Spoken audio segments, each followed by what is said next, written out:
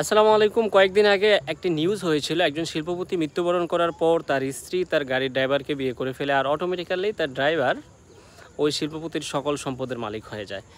এই ঘটনাটি আল্লাহ রাসূল সাল্লাল্লাহু আলাইহি সাল্লামের একটি হাদিস শরীফের যে শিক্ষা, এই শিক্ষাটির সাথে মিলে যায় যে তুমি পৃথিবীতে যতটুকু খাবা, যতটুকু ভোগ করবা, যতটুকু দান করবা, অতটুকু সম্পদের মালিক আসলে তুমি।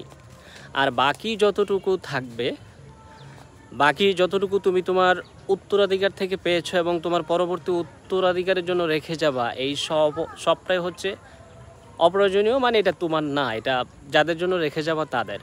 এটার সবচেয়ে বড় উৎকৃষ্ট উদাহরণ হচ্ছে আমাদের বাবা দাদা পরদাদা, প্রায় বহু বছর পূর্বে, শত বছর পূর্বে তাদের যে সম্পত্তিগুলো রেখে গিয়েছিল আমাদের জন্য, এই সম্পত্তিগুলো এখন আমরা ভোগ করছি। আমরা মৃত্যুর পরও আমাদের পরবর্তী প্রজন্ম আবার এটা ভোগ করব। বৃষ্টি চলে আসছে, তা আমরা কি করব, কতটুকু করা উচিত, কতটুকু করা অনুচিত, আমি কতটুকু নিতে পারবো, কতটুকু আমি ভোগ করতে পারবো, আর কতটুকু আমার দায়িত্ব করে যাওয়া পরবর্তী প্রজন্মের জন্য, এই জায়গাগুলোতে আমাদের পরিষ্কার একটা মেসেজ থাকা জানা উচিত। দাড়ি কোথায় টানবো, কমা কোথায় টানবো, তাহলে জীবনটা অনেক সহজ হবে।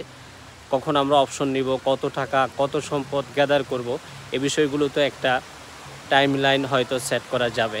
ধন্যবাদ। আসসালামু আলাইকুম।